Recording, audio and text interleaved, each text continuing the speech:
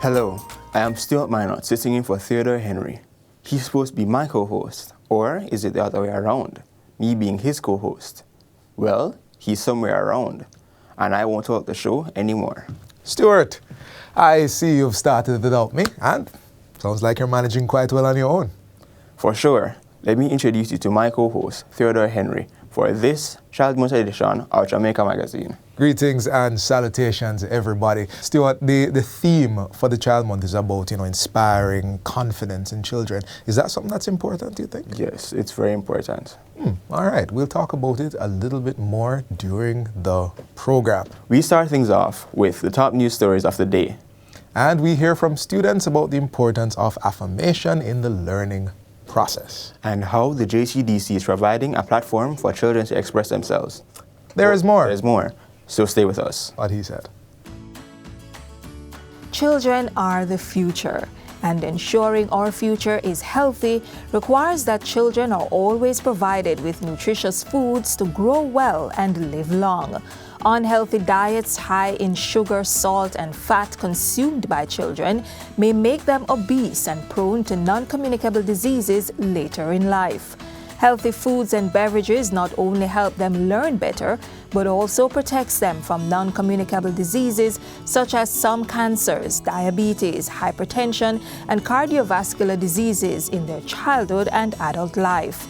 So, whether it's at home, in the lunch bag, or at school, let's make healthy foods and beverages for our children the only rule.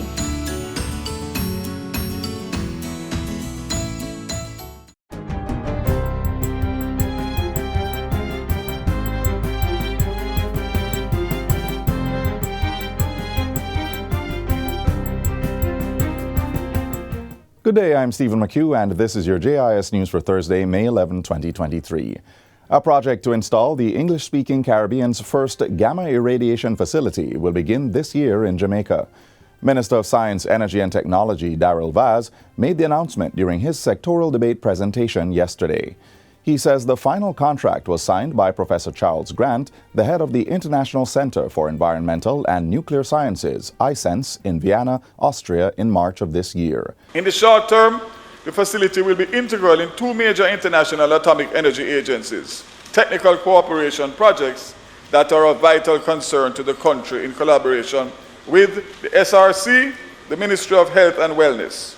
In the long term, the introduction of gamma ray technology will be applied to other segments of the agricultural and health sectors. Gamma rays are a penetrating form of electromagnetic radiation arising from the radioactive decay of atomic nuclei. It is used in many fields, including the exploration of other planets and the sterilization of medical equipment. Through a process called irradiation, gamma rays, which while cancer-causing properties, are also used to treat some types of cancer, since the rays also kill cancer cells.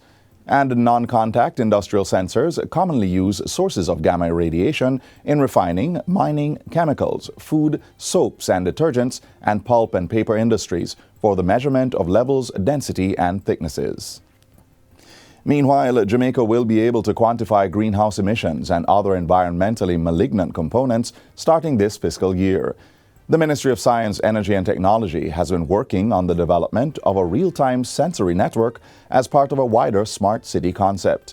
The information system is a powerful visualization tool with numerous benefits, including the generation of robust data for better understanding of carbon cycling and to support the decision-making of our policymakers. The work is supported in part through grant funding by the Bureau of Oceans and International Environmental and Scientific Affairs of the U.S. Department of State. Minister Vaz was making his sectoral debate presentation in the House of Representatives on Wednesday. Banks District in Clarendon is the next community in the parish to be transformed under the Rural Development Program. Minister of Local Government and Rural Development, Desmond McKenzie, says Banks District is one of 6 communities across the country in line for development. During a tour of the area recently, roads, drains, and other infrastructure were examined.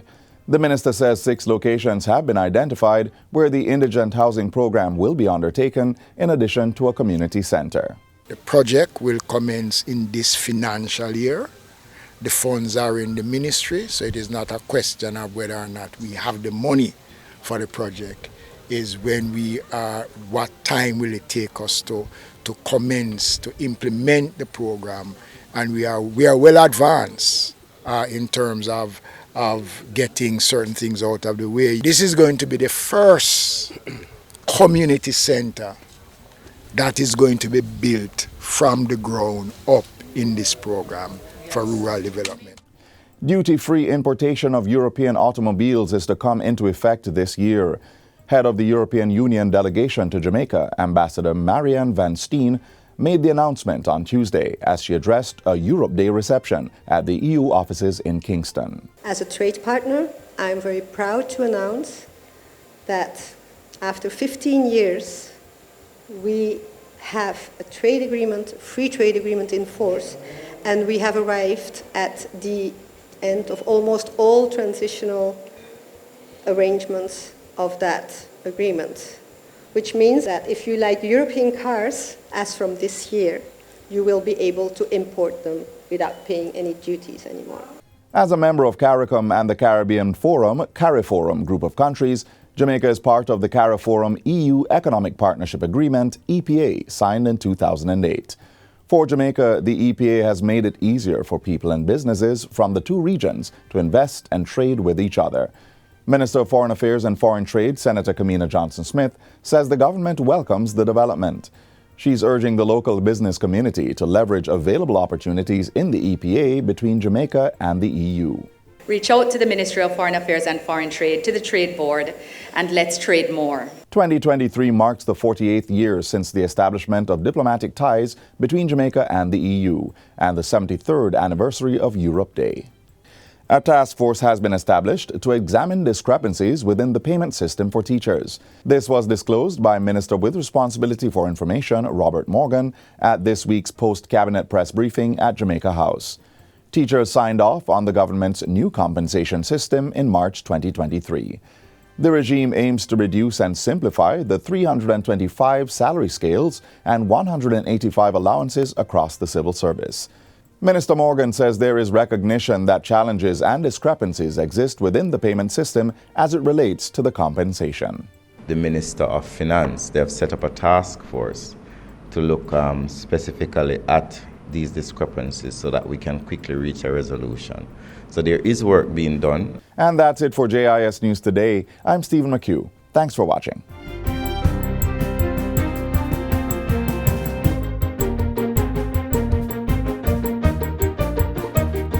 Child diversion in the Ministry of Justice is just our way of diverting children who are considered to be troubled, wayward, or children who just come into contact with the justice system. There are a few misconceptions about the program. One is that it's only bad children or children who always misbehave that come to the child diversion program. The program is here for children who make mistakes, as they will do because they are children. The other misconception is that once they are referred to the program, we are going to take the children away.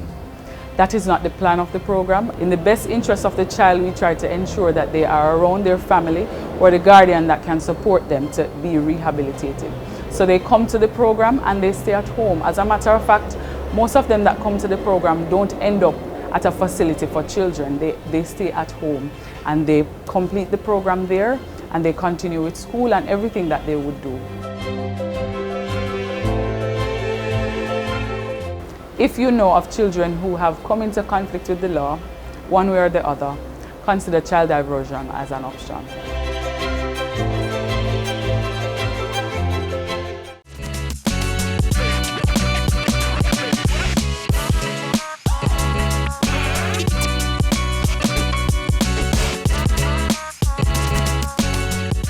Environmental protection sounds like big people things, government things, stuff that a child shouldn't have to care about. Yes. Is that true though? Can children do anything? I think they can. Like with proper waste disposal, like throwing your plastic bottles into the correct bins, stuff like that. All right. That's a perfect segue into highlighting protection measures being undertaken by the government for 15 ecologically sensitive areas identified across the island.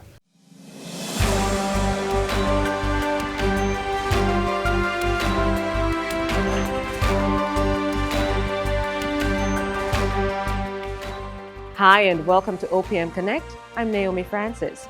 Today we take a closer look at the government's historic move to have 15 ecologically sensitive areas so declared. The announcement was made by Prime Minister Andrew Holness in his 2023 budget presentation. 15 ecologically sensitive areas across the island have been identified for enhanced protection.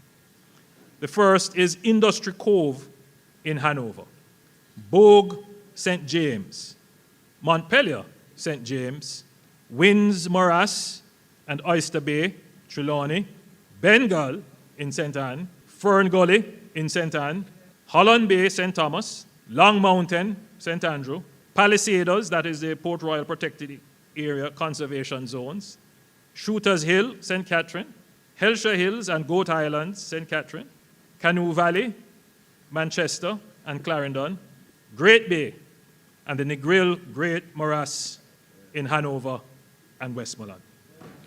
So it's crucial that we all understand the critical importance of environmental and climate change matters. What more is the government doing to address these? Well, today we have the Minister without portfolio in the Ministry of Economic Growth and Job Creation, Senator the Honorable Matthew Samuda, to explain more.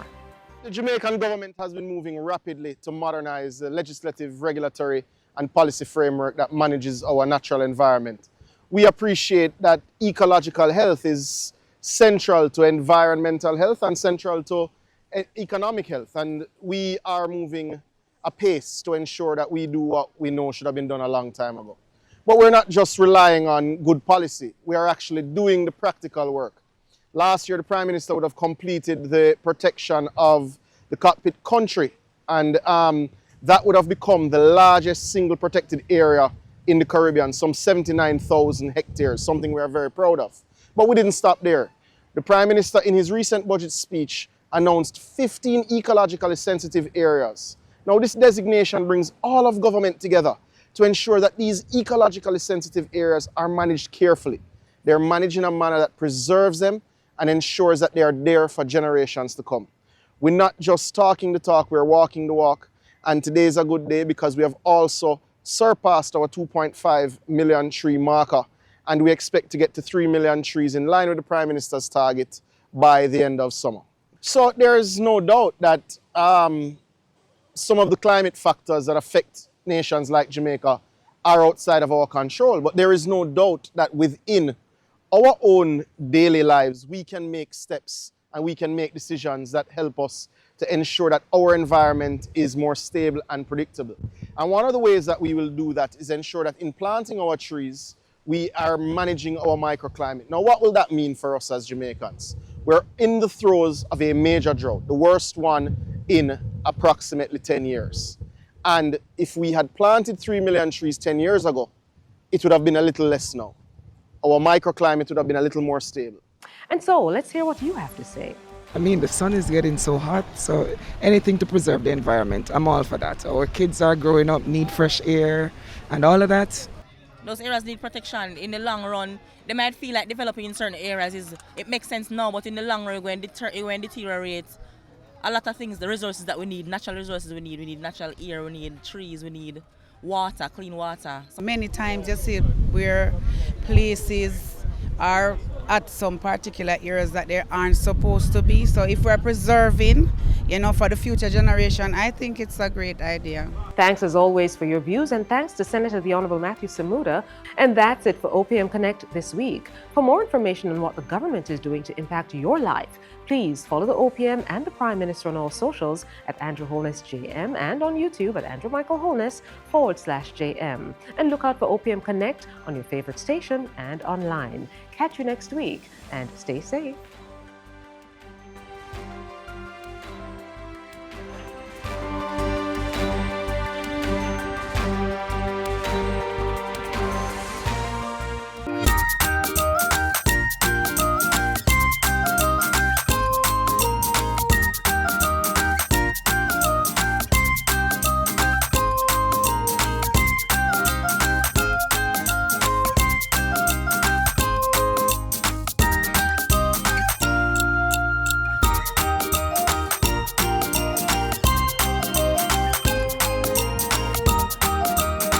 Now, Stuart, at the beginning of the program, you had mentioned that Affirmation, confidence, super important for children. Yes. How can an adult affirm a child? Well, I think adult can affirm a child with the simplest of affirmations. Simple, I'm proud of you. That sounds good. Let's head over to the St. George's Girls Primary School to hear from a few students about the importance of affirmations to their learning experience. How many is that? 20. All right, so of my population, we have strongly agree. So let's count up all the persons who agree over here. Count 10 plus 2, 12 persons agree. Everybody understands what was taught a while ago about interconnection?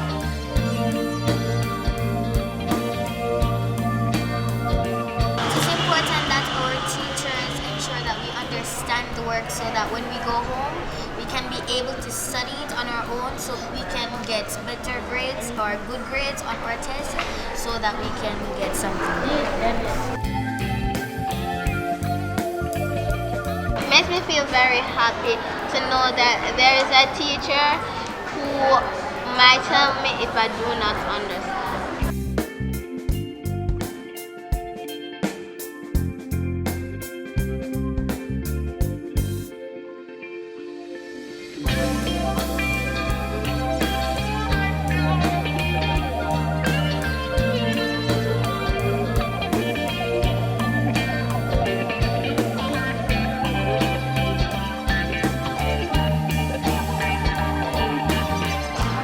Assurance means so much to our children. It's motivation for them to perform at their very best, even right here in the classroom. And my little friends, Miracle, Alyssa, Brianna, and Latanya will agree as I ask them this very important question. Why do you want your teacher to make sure that you are learning? Because in our future, we'll have to get some good careers and it will mess us up. For instance, if you're going to be a chef, you got to learn what ingredients to use and what to not use. As Miracle said, it will interfere with our future if we don't get a good education or not. So it is very important for our teachers to teach us so that it doesn't interfere with our careers and our future. Affirm me that I can learn. What do you want from your teacher? Like her attitude supposed to be good. So if I say I don't understand and she's doing it over and over again and she be making up her face, I like her to work on her attitude. Well, I would like her to work on the way she explains it because it would be nice if they would go a little slower and go through it with us so that we can get to understand it properly. Affirm me so that I can learn.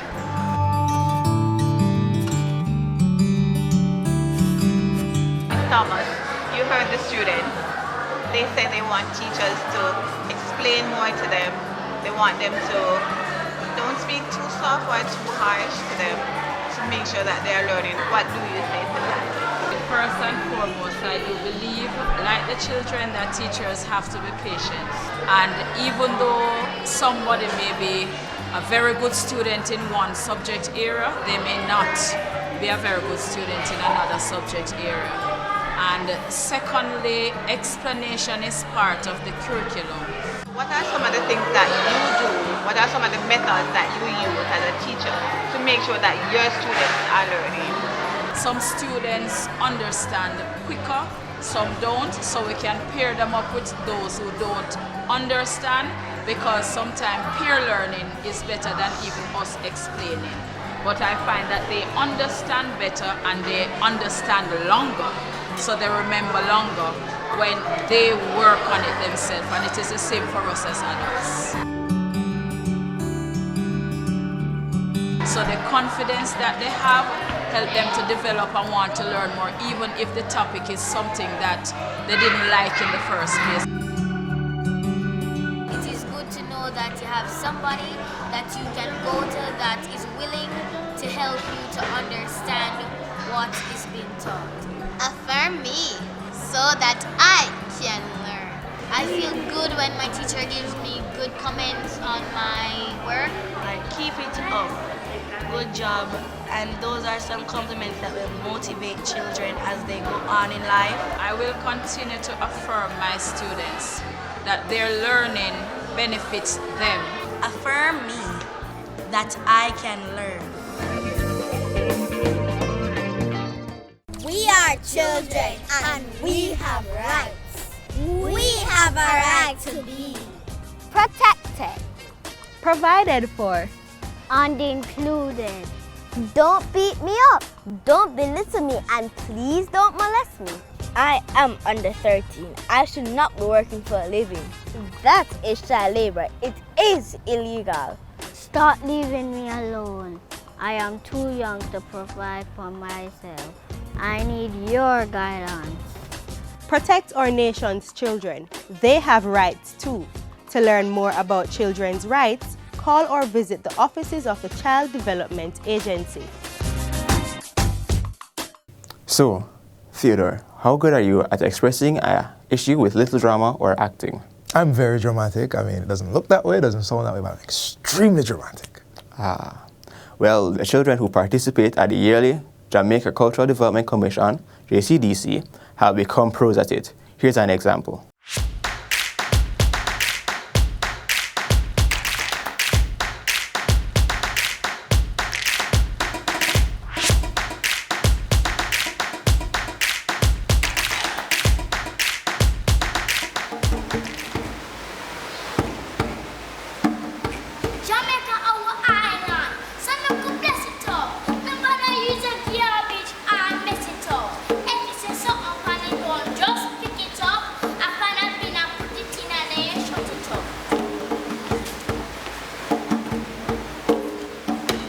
So my name is Kristen Francis, and the piece that I was doing is Jamaica, Our Island by Nicholas Clark. I want people to keep our island clean, but we don't want any garbage or anything to go on the ground because it can get us sick. If we keep the garbage up and throwing it on the ground in the gully.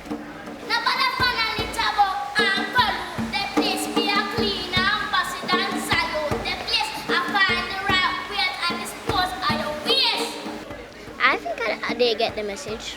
I think they got it because how I said it in the song it's like they know.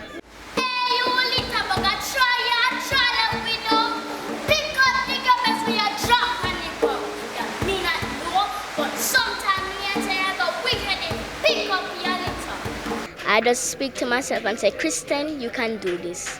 And enjoy yourself and relax yourself. Because can just have fun out there. Doesn't matter if you win gold, bronze or silver. Or what matters is that you're performing and you are here right now and you're in the parish finals now. Jamaica, our island, keep it clean. Be a clean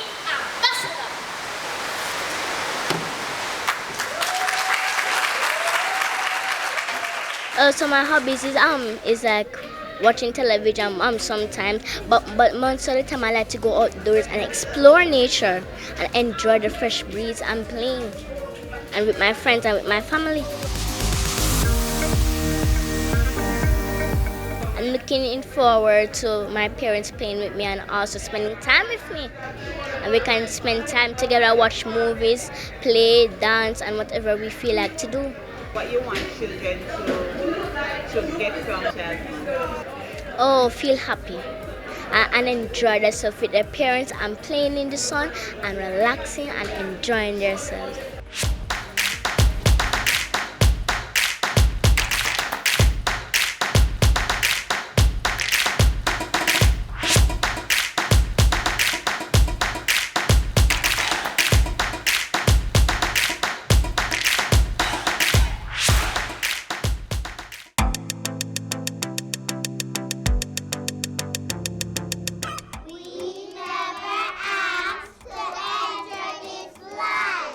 We